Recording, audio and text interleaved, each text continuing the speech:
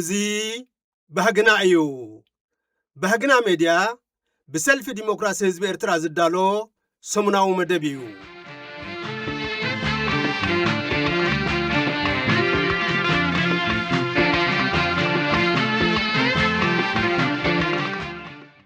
ዝኸበርክንን ንዝኸበርኩም እንትኸታተልቲ መደብና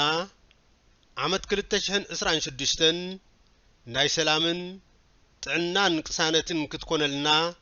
ናብ ውሽጥን ደገን ዘሎ ህዝቢ ኤርትራ እናተመነና ናይ ሎም ሓተታና እንሕልዋ ሃገርን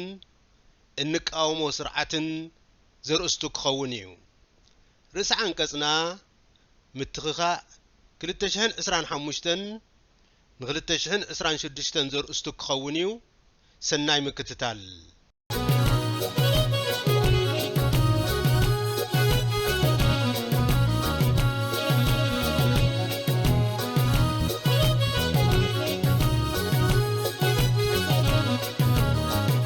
እንሕልዋ ሃገርን እንቃወሞ ስርዓትን ብቤት ጽሕፈት ዜና ሰልፊ ዲሞክራሲ ሕዝቢ ኤርትራ ሃገር ኩሉ ክሓልፍ እንከሎ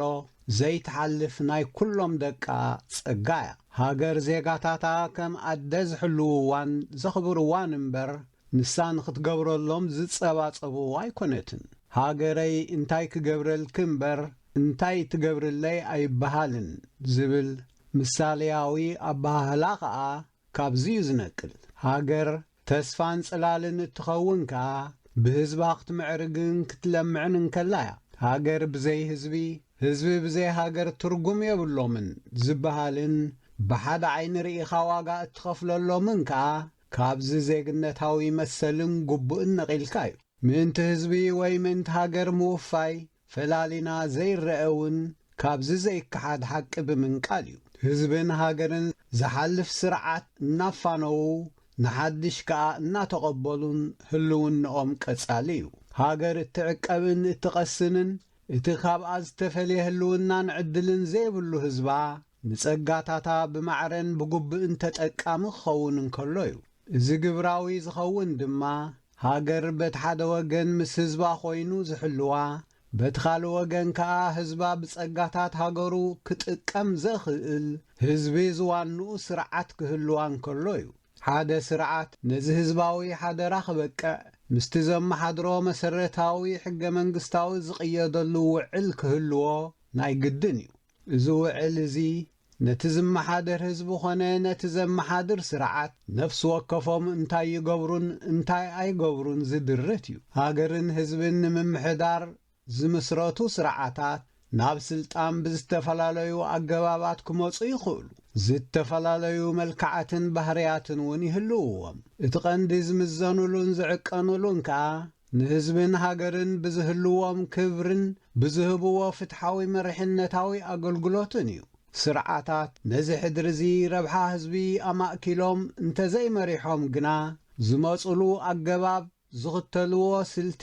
ዝጽውዕሉ ስምን ዝሕዝዎ ቅርጽን ብዘየገድስ ተቐባልነት የብሎምን። ንኣብነት ሎሚ ንህዝቢ ኤርትራ ዝሕምሶን ዝዘርጎን ዘሎ ስርዓት እቲ ቀንዲ ምስ ህዝቢ ኤርትራ ዘተኣሳስሮ መምዘኒኡ ተሓታትነት ዘለዎ መቆጻጸሪ ውዕል ዘየብሉ ዓንዳር ምዃኑ እዩ። ህዝቢ ንሃገሩ ብዘለዎ ፍቕሪ ጥራይ ኣይነብርን እዩ። ኣብታ ዝፈትዋ ሃገሩ ሰላም ዘውሕሰሉ ምዕሩይ ቁጠባዊ ተጠቃምነቱ ዘረጋግጸሉን ትርግታ ልቡ ዝርዳኣሉን ስርዓት እውን የድልዮ። ነዚ ዝበቅዕ ስርዓት ከማልኦም ካብ ዝግብኦ መሰረታዊ መምዘኒታት ከዓ ብፍቓድን ድልየትን ናይቲ ዝመሓደር ህዝቢ ናብ ስልጣን ዝደየበ ክኸውን እንከሎ እዩ። ብቓሕትኡ ብዓመፅ መጺኡ ከም ድላዩ ዝዕንድር ቀይዲ በተኽ ስርዓት ግና ሃረርታ ህዝቢ ከማልእ ባህርያቱ ኣይፈቕደሉን እዩ። ህልዊ ዝምድና ህዝቢ ኤርትራን ናይቲ እመሓድሮ ኣለኹ ዝብል ግሉጽነትን ተሓታትነትን ዝሓሮሞ ጉጅለ ህግደፍን ከዓ በዚዩ ዝምዘን። ተተሓሒዝናዮ ዘለና ናይ ለውጢ ቓልስና ቀንዲ ምኽንያት ድማ ነዚ ካብ ናይ ጐይታን ጊላን ዝምድና ፈሊኻ ዘይርአ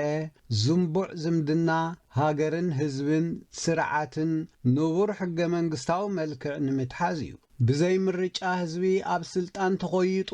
ዕድመ ስልጣኑ ከናውሕ ዝጽዕት ስርዓት اتقندي ዝጥቀመሉ ሸፋጥ ስልቲ ዘይትግበር መብጻዓታት ብምእታውን ምድህላል እዩ ናይዚ መርኣያ ድማ እቲ በብግዚኡ ዘይኮኖ መሲሉ ንምቕራብ ዝፍትኖ ዘሎ እዩ ካብቲ ሃቐነታቱ እቲ ቀንዲ ፈታዊ ሃገር መሲልካ ብምቕራብ ህዝቢ ኸኣ ፈታዊ ሃገረይ ካብ ኮነስ ኢሉ ንኽድግፎ ካብ ዝብል ህርፋን ዕድመ ከንወሓሉ ምጽዓር እዩ እዚ ማለት ህዝቢ ብቲ ሃገርን ህዝብን ኣይሓልፉን እዮም ስርዓታት ግና ሓለፍቲ እዮም ዝብል ኣምር ንጹር እምነት ከይሕዝ እሞ ካብታ ዘይተሓልፍ ሃገር ነጺሉ ኸይነጽጎ ካብ ዝፍሕሶ ወዲታት እዩ እዚ ምስቲ ጉጅለ ህግደፍ ህዝቢ ኤርትራን ዘለዎ ልዑል ፍቕሪ ሃገር ንምምዝማዝ ዝጥቀመሉ ተንኰል ብቐጥታ ዝዛመድ እዩ ውሑዳት ግሩሃት ኤርትራውያን እቲ ጉጅለ ክንቀፍን ተቃውሞ ኸጋጥሞን እንከሎ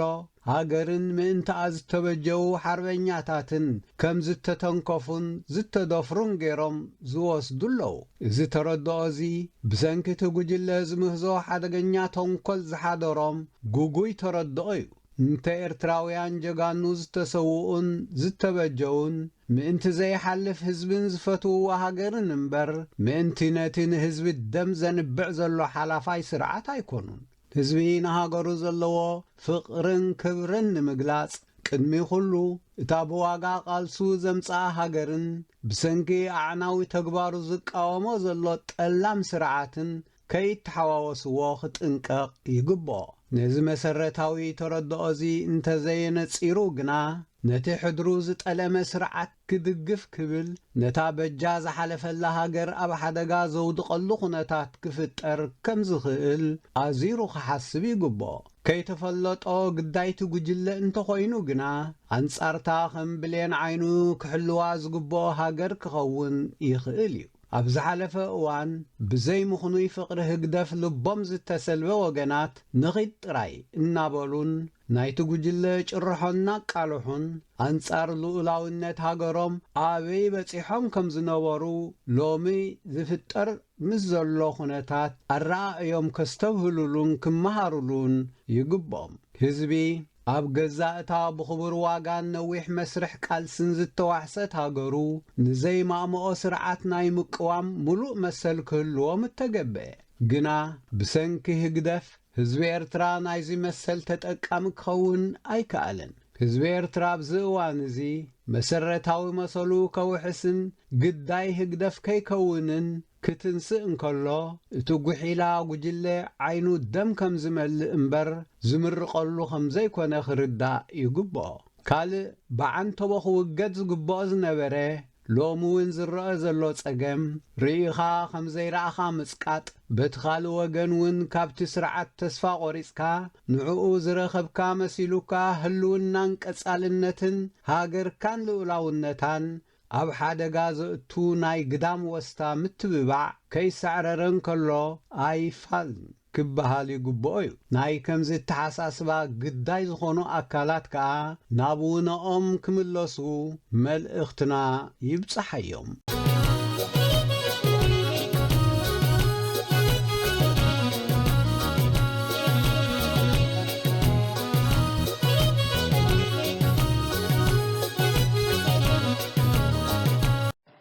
ክቡራትን ክቡራንን ሰማዕትና 2025 ኣብ ምትኽኻእ ብዝብል ኣርእስቲ ንሎሚ ዝተዳለወ ርእሰ አንቀጽ እንሆ ዘቕርበልኩም ኣስገደት ምሕረትኣብ እየ እንሆ 2025 ዛዚምና ናብ 2026 ኣብ እንሰጋገረሉ እዋን በፂሕና በዚ አጋጣሚ ናብ ሓድሽ ምዕራፍ ክንኣቱ ከለና መጻኢ ሰናይ ክኾነልና ምምናይ ንቡር ይሞ እንቋዕ ናብ ሓድሽ ዓመት 2026 በዓላት ልደተ ጥምቀትን ብሰላም ኣብጽሓኩም ንብል እዛ መጻእክኹም ትብል ዘላ ሓዳስ ዓመት ጉዕዛኣ እትጅምረሉ ናይ ግዜ ዑደት መስርዑ ሓልዩ ቀጻሊ እዩ ወዮ ምስትዘዝ መጻናይ ጊዜ መቅያር ስለዘይ ንስጉምን ኣብ እዋኑ ክፍጸሙ ዘለዎም ስለዘይ ነተግብርን እዛ ዓመት እዚያስ ከምቲ መዓልትን ከልብን ከይጠዋዕኻዮም ይመጹ ዝበሃል ከይተፈለጠትና እያ ሓሊፋ ንብል ኢና ዘይተሓጎስና ለዓመት እንተኾይና ከዓ ምናልባት ናትና ድኽመት ንምሽፋን እውን እዛ ዓመት እዚኣ ስንቋዕ ከደትልና እንብለሉ ኩነታት እውን የጋጥም ብፍላይ ምስቲ ሃገርናን ህዝብናን ዝሓልፎ ዘሎ ሕሱም ኩነታት ክንመዝኖም ከለና ዓመት መፀት ነቲ ዝፅበየና ናይ ሰላምን ብሓባር ምውፋርን ስለ ዘይበቃዕናዮ መጻኢ ይቕደወና ኢልና ኢና ነፋንዋ እቲ ምቕዳውን ዘይምቕዳውን ገና ካብቶም ተዋሳእቲ እምበር ካብቲ ወትሩ ዘይቕየር ሰሙናትን ኣዋርሕን ከም ዘይኮነ መገንዛብ የድሊ እቲ ናይ ዓመታት ምትኽኻእ ክንስዕቦ እንተዘይኮንና ጠጠው ከነብሎ ኾነ ከነቐልጥፎ ወይ እውን ከነደንጉዮ ኣይንኽእልን ኢና እቲ ንሕና ኣብ ናይ ጉዕዞ መስርሕ ክንገብሮ ዝግባአና ከምቲ ግዜን ከለካ ግዜ ትጸበ ዝበሃል ነቲ ብተፈጥሮ ብናፃ ዝተዋህበና ናይ ግዜ ህያብ ዘይምብኻን ኣብ ኣጠቓቕምኡ ምውሕላልን ምስትውዓልን እዩ ኣብ ምትኽኻእ ዘለዋ ሓላፊትን ተካኢትን ዓመታት ዝረኻኽብኦ ዕማም ኣለወን ንሱ ድማ እቲ ንሕና እንጓዓዞ መስርሕ እዩ ምእንቲ እዚኡ ድማ ኣብ መጻኢ ዕዉታት ንኽንከውን ኣብ ባሕቲ ሓድሽ ዓመት ኮይና ሰናይ ናይ ዓወት ትምኒት እንገልጽ ኣብ መስርሕ ክንድቲ ንምነዮዶ ንተግህ ወይ ኣይፋልናን ከዓ ብተመክሮ ከም ዝተዓዘብናዮ በዳሂ እዩ ብናትና ድኽመት ኮነ ካብ ዓቕሚ ንላዕሊ ብዝኾኑ ወድዓዊ ምኽንያታት ውፅኢትና ኣንጻርቲ ዝተመነናዮ ዝኾነሉ ኣጋጣሚ ብዙሕ እዩ ኣብ ዓመተ 2025 ኤርትራን ህዝባን ከመይ ከም ዝሓለፍዎ ኩልና ክንከታተሎ ጸኒሕና ኢና ነቶም ጉዳይ ህዝቢ ዘይዓጦምን ሕልነኦም ንረብሓ ህግደፍ ዝሸጡን ኤርትራዊ ወገናት ገዲፍካ ኩነታት ኤርትራ ኣብ ዝሓለፈ ዓመት ብሰንኪ ጨካንን ጠላምን ተግባራት ናይቲ ጉጅለ ካብቲ ቅድሚኡ ዝነበረ ዓመታት ብዘይፍለ ኣጨናቂ እዩ ነይሩ ምባሉ ከረዳድኣና ዝኽእል እዩ ክሳብ ሕጂ ብዝተሓዘብናዮ ንመጻኢ እውን ህግደፍ ኣብ ልዕሊ ህዝብና ከውርዶ ዝጸንሐ ጭካንን በደልን ጠጠው ዝብል ዘይኮነ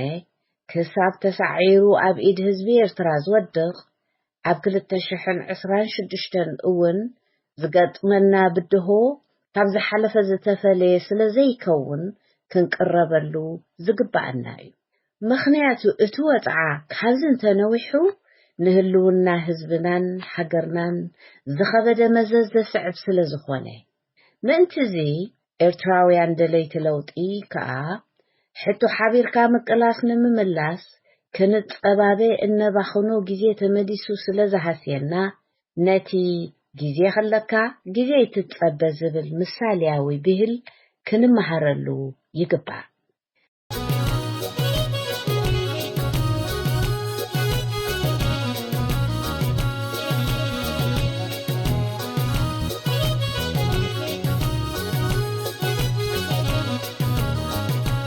هجدف لمخي كابز حلفة تمكرو تماهيرو دخون ناي وقع كبرو خموق يقدب يخون زبل ناي بزحات إرتراويان حتو نيرو يخون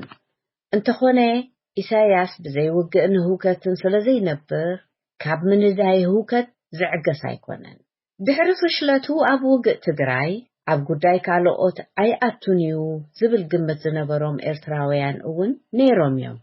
بقبرخا كمتي عمل مسمجنز زبال أب قداي كالوقت إد مئتاو تراي زي كوني أب زبيتاوي زعبا إثيوبيا عاتيو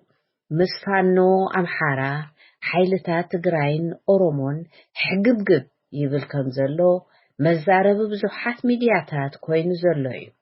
إدو أب قداي سودان أون كابزز تفلي أيكونان أب مبلح وطرقبتن إثيوبيان أون كمو كاب عامات 2024 جميرو زي رجوع أكايد قدامي منستر إثيوبيا زي حقاو حتو أفتقي قيح بحر إرتران ودب عصب توثقوه أمونغو إرتران إثيوبيان زلو مسح حاب زيادة يوتر كم زلو نعزبون نقالسون زلنا إيو عبيت مع خانات زينان ኣህጉራውን ዞባውን ትካላትን ከይተረፉ ኣብዛና ኣትዋ ዘለና ዓመተ 2026 ናብ ውግእ ገጹ ኸይምዕብል ሻቕሎቶም ይገልጹ ኣለዉ። ንዓና ነቶም ሰብ ጉዳይ ከዓ ኣብዛ ሓዳስ ዓመት ዝያዳ ዘሻቕለናን ብትኹረት እንከታተሎም ክኸውን እዩ። ብደረጃ ዓለም 2026 ካብ 2025 እትወርሶ ዘላ ዘይተፈትሐ ሽግራት እንተመዘልናዮ ፖለቲካዊ ቁጠባውን ማሕበራውን ቅልውላዋት ካብቲ ዝጸንሖ ብዝገደደ ኣሕዲርዎ ዘሎ ስጋት ከቢድ እዩ። ርሑቕ ከይከድና ኣብ ሱዳን፣ ኢትዮጵያን ሶማልያን ንኤርትራን ህዝባን ብዝጸሉ አንጠልጢሉ ዘሎ ደበና ውግእ ዘሻቕል እዩ። ስለዚ ነዚ ኩሉ ኸቢቡና ዘሎ ስጋት ውግእ ቀንጢጥካ ናብ ራህዋን ቅሳነትን ናይ ምስጓም ሓላፍነት ዝስከም ሎምውን ባዕሉ ህዝቢ ኤርትራ ኮይኑ ሓይልታት ለውጢ ኤርትራ እውን ብሓባር ከተኩሩሉ ዝግበኦም እዩ። ብደረጃ ዓለም ኩነታት ዩክሬንን ሩስያን ፍልስጤምን እስራኤልን ኢራንን እስራኤልን ከምኡውን ምምሕዳር ሮናልድ ትራምፕ ዝፍትኖ ዘሎ ዶብ ሰገር ናይ ምስፍሕፋሕ ወስታታትን ካልኦት ኣብ 2025 ኣሻቐልቲ ኮይኖም ዝጸንሑ ኩርናዓት እዮም። ኣብ 2026 ናበይ ገጾም ከም ዝምዕብሉ ድማ ዓለምና ብስግኣት እትጽበዮም ዘላ እዮም። ኣሜሪካ ኣብ ልዕሊ ኣብ ሃገራ ዝጸንሑ ስደተኛታት ዜጋታት ዝተፈላለየ ሃገራት ተፈጥሮ ዘላ ስምባደውን ኣብ 2026 ናበይ ገጹ ከም ዝምዕብል ዘይፍለጥ እዩ። ስለዚ ኣብዚ ሓዳስ ዓመት ምስ መላእ ህዝብና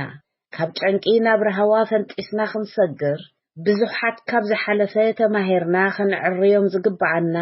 ዘይስገሩ ቅድመ ኩነታት ኣለውና። ኣብዚ መሪሕ ግደ ዝጻወት እሞ ግድን ከነማልኦ ዝግባአና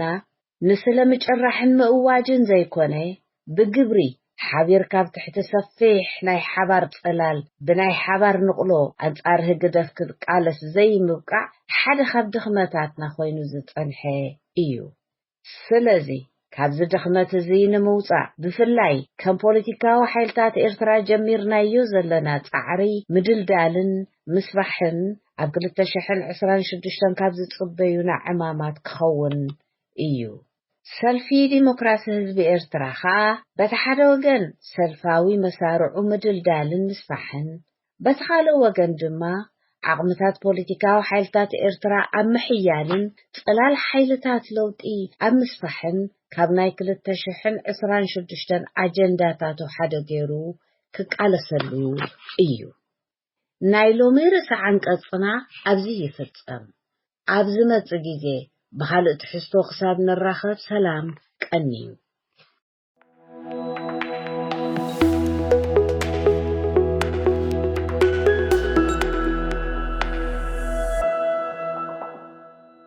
ሰማዕትና